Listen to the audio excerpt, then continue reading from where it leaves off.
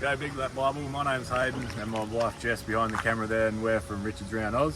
We've been travelling around now for a couple of years in our car and caravan, and yeah, we're just going to give you a quick walkthrough and have a look through and talk about a few things. So firstly, the car while we walk past it, we got a Land Cruiser 200 series. It's a pretty standard car, but we had a few upgrades done to it. So we got a GVM upgrade done. We've added a Rhino rack with a bike rack on top of the roof. Added a snorkel. We come with a bull bar. Apart from that, it's all pretty standard. So yeah, and then in the back here, I've just added we've got a 75 litre fridge freezer for extra fridge and freezer space. We've got a 42 litre slimline water tank that sits behind the seats, and then I've built all this sort of drawer system with the water tank compressor in the ARB compressor in the side there, and then also a little slot for our table there, like our dining room table. Folds up and slots in there, and we take that with us everywhere we go, even on day trips and stuff like that. So very handy to have a hose down the kiddos after the beach and stuff like that. It's always good to have water. So yeah, so bikes, bit of a touchy subject with the travel community. For us, we like to have them on the roof because it means that everywhere we go, everywhere we take the car, we've got our bikes with us. So if we go down the park or Esplanade or whatever, we've always got our bikes there. When the kids will say, I want to go for a ride, and if you carry them on the van, you know, you're sort of limited as to where you can and can't take them, because then you've sort of got to get them on the car to take them with you. So we like them on the car, works well for us. I'll stand on the tyre and just get them down, and then yeah, we have them with us everywhere we go. Also on the roof rack, we've got a 160 watt solar panel to keep the battery to run the fridge charged. So yeah, that's a bit about the car, but yeah, really excited. Yeah, we got the Ziggy. Don't look too close, it's dirty. Lid down, slide straight in tunnel boot. We've got a couple of bin bags on the front there, good for hoses, our mat and stuff like that. And then yeah, because we're set up here for a while now, we've got awning out in the bars and fans and stuff. So it's these fans are bloody good, they're handy. So we got a 22'6" Masterpiece triple bunk caravan, 2021 model. Been home for 2 years and we bloody love it. So climb aboard, we'll give you a look. So just inside here, this is Jess's domain, so I'll grab the camera and let her take the reins. Hey guys, so it's pretty standard in here. I'll just run you through a couple of things. So yeah, first up we got the north-south facing bed, which we love because we've both got room on either side to get out. And we've also got, I'll show you Haydyn's cupboard actually because mine's a bit messy.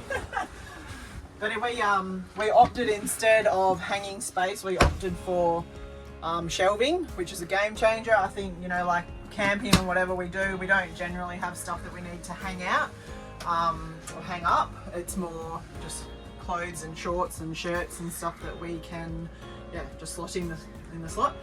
But another couple of little things, we've got these stick-on baskets that are really good. So we use them for like creams, medicines, whatever, bit of fruit in that one, and then a couple here that we use just for stuff that we basically just chuck on the bench. But we don't like stuff just chucked on the bench, so it's got a bit of a hone in there.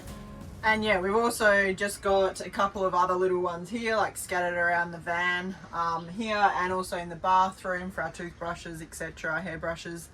And also in the shower, we've got the Fusion locks, which we can store our shampoo bottles and etc. in. Another little thing that we've also got is the vacuum cleaner. So this is just our Dyson vacuum cleaner from home, but we've just mounted it on the wall there, and the power point is next to Haydyn's bedside table. So it's pretty handy having a vacuum cleaner on the road, obviously to do the van and also the car. When you've been on the beach especially, it's nice to yeah, have a nice clean car and van. And the thing to have inbuilt in the van is a bin. I do know that a lot of travel families and caravans have a bin that they basically take from inside to outside, outside to inside on pack up days, etc. But we actually opted for this drawer to be turned into a bin. So this drawer was actually going to be a cupboard or like a fold out thing on this side, or a drawer. I think it was meant to be a drawer on this side, but we opted for it to come from this side out, and we went without the I don't know, what was it, like foot rest thing that would have flicked up here. So we thought that was probably pretty useless, and it probably would have just been something that would have got broken by the kids. So we went without that and turned that into a bin, and it's also like our storage for potatoes, etc. behind. So that's very, very handy, having that. And also we've got a 224 litre fridge. So this is a big one. This is the biggest size you could get in a caravan. We love it because it's huge. It's got the big freezer there, heap of room in the fridge, so it allows us to do big shops, especially when we're going off grid for, you know, a couple of weeks at a time. It's a 3-way. We've had no issues with it. There is definitely talk out there that 3-ways aren't any good. We've travelled for 2 years, been in the humidity, been in the cold, and it hasn't skipped a beat. So we are all over, and we love 3-ways. Come down here a little bit further. So the kids have got their own bed space, each 3 bunks. They do fill it with junk. They've got one basket at the end of their beds that they fill. Con's got a little bit more. He's a bit of a hoarder. But they've each got a Sirocco fan in their beds at their feet, which is really good, especially up here in the hot weather. We've got a washing machine down here. It's a 3.2 kilo top loader, which we love. Because it opens up the top way, we actually opted for them to lift it a little bit so we can still get in there. This is at the build time. And then allow us to fit 3 shelves in. Standard, it only came with 2 shelves, but obviously having 3 kids, we wanted a slot for each kid to put their clothes. That's about it there. And then it's just a standard separate shower, toilet, bathroom, which is really good. It's good when you've got young kids to have that separate shower toilet, I think, especially when you're going through toilet training and stuff. But yeah, I think that is it for the inside. I'll let Haydn do the battery system because I know nothing about that. Yeah, so we got a pretty standard 12-volt system. It's just 2 120 amp AGM batteries, simple solar reg, 2 170 watt panels on the roof, and yeah, it's pretty, like I said, pretty basic, pretty stock standard.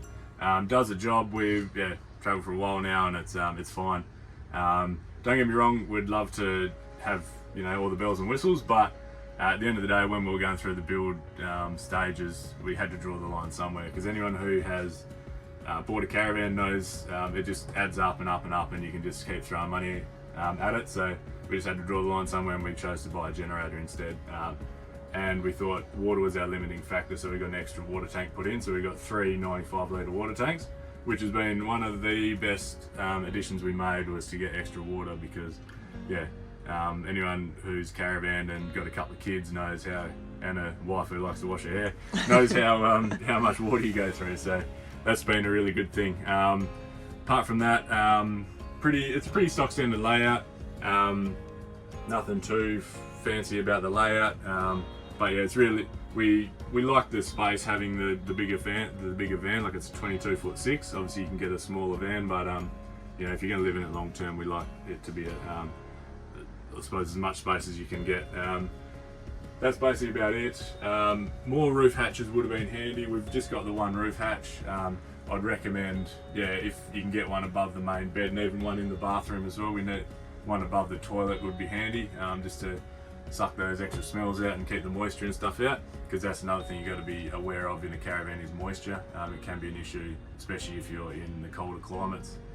We spent a bit of time in Vic last year, and there was quite a bit of moisture issues and mold and stuff, so, but we got on top of that. But yeah, more ventilation the better.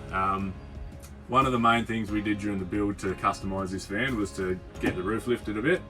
So don't quote me, but I think the standard roof height is 78 inches, and we got it pushed up to 80 inches. So in the standard vans, I would be walking through here to bump my head on that, and also on the aircon.